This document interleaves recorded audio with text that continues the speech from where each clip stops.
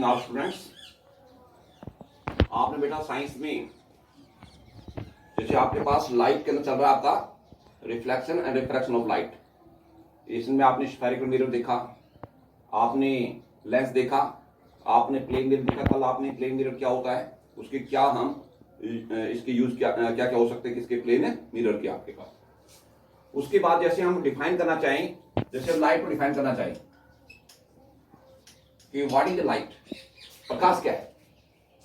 प्रकाश एक ऐसा माध्यम होता है जो किसी वस्तु को देखने में हमारी सहायता करता है।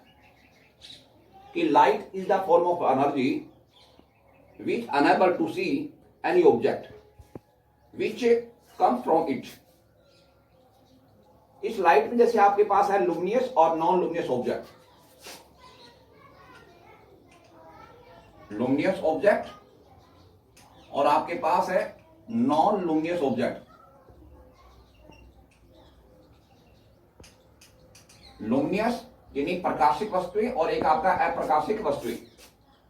Luminous those object which emit their own light, वे वस्तुएं जो स्वयं का प्रकाश उत्सर्जित करती हैं, तो उनको बोलेंगे प्रकाशिक वस्तुएं।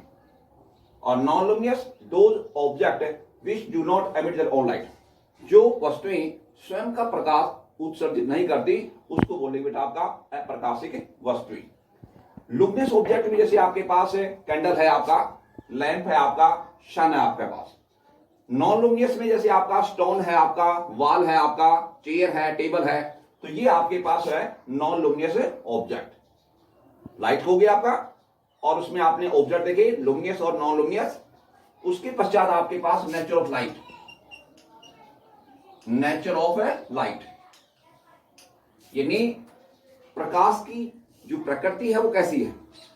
तो नेचर ऑफ लाइट के बारे में आपके पास दो थ्योरियां हैं।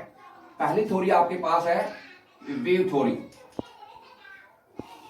दूसरी आपके पास है पार्टिकल थ्योरी। यानी आपके पास जो प्रकाश है यानी लाइट है, वो आपका तरंग का भी व्यवहार करती है और एक कण का व्यवहार भी करती है। यानी आपके पास वेव थ्योरी और पार्टिकल थ्योरी। सबसे पहले हम बात करते हैं wave theory.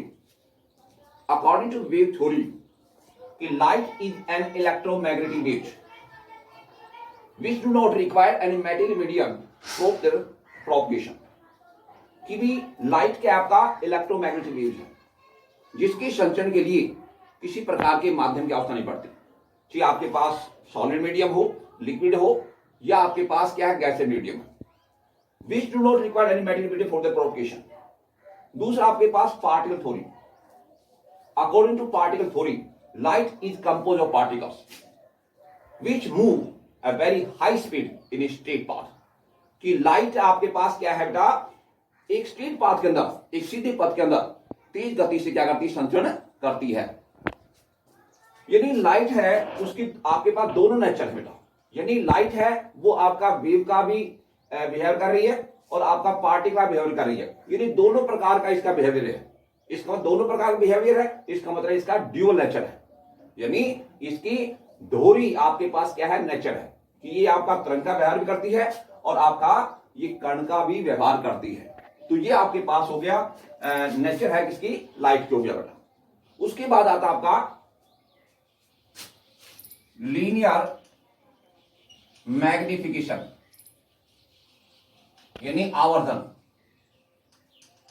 Linear magnification, linear magnification है बेटा, उसको हम एम से रिप्रेजेंट करते हैं।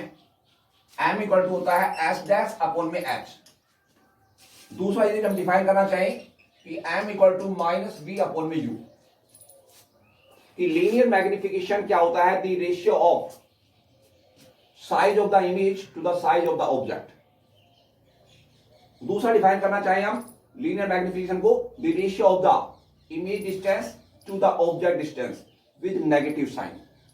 यानी जो आपके पास वस्तु का आकार, वस्तु के प्रतिबिंब का आकार और वस्तु के आकार के जो अनुपात है उसको बोलते हैं आवर्धन। या वस्तु की आपके पास ये वस्तु के प्रतिबिंब की दूरी और जो वस्तु की जो दूरी है उसके ऋणात्मक जो चिन्ह है उसको बोलते हैं आवर्धन। यानी आवर्धन बराबर होता है माइनस वी अपॉन में यू, या हम कह सकते हैं एस डैश अपॉन में एच होता है बेटा आपका। इसके पास आता आपका, इसके बाद आपका है रिफ्रैक्टिव इंडेक्स यानी अपवर्तनांक, रिफ्रैक्टिव इंडेक्स यानी म्यू इक्वल टू आपका the speed of light in the vacuum, the speed of light in the medium. तो रिफ्रैक्टिव इंडेक्स को हम डिफाइन करना चाहते हैं कि the ratio of speed of light in the vacuum to the speed of light in the medium, इसको हम mu से रिप्रेजेंट करते हैं। जो रिफ्रैक्टिव इंडेक्स है, ये जो आपका क्वांटिटी, ये जो टर्म है वो आपके पास रेशियो में है, तो जो रिफ्रैक्टिव इंडेक्स है वो आपका यूनिट लेस है, मतलब इसकी कोई इकाई नहीं होती है। यानी रिफ्रैक्टिव इंडेक्स क्या होता है, यानी अपवर्तनांक क्या होता है, यानी प्रकाश की निर्यातमी चाल और प्रकाश की माध्यमिक चाल के अनुपात को हम बोलते हैं अपवर्तनांक।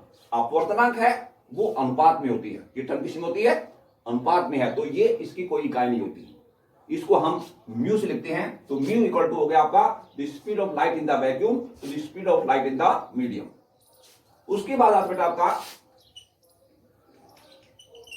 Power of lens. Power of lens को हम बेटा किस लिखते हैं, P equal to 1 upon F. F आपके पास क्या है, फोकल लेंथ है। The reciprocal of the focal length of a lens, यानी किसी लेंस की फोकस दूरी के व्युत्क्रम को हम बोलते हैं लेंस की क्षमता, यानी P इक्वल टू होता है 1 upon F. The reciprocal of the focal length of a lens is called power of lens, यानी किसी लेंस की फोकस दूरी के व्युत्क्रम को हम लेंस की क्षमता बोलते हैं। इसकी जो यूनिट है वो होती है डायोप्टर।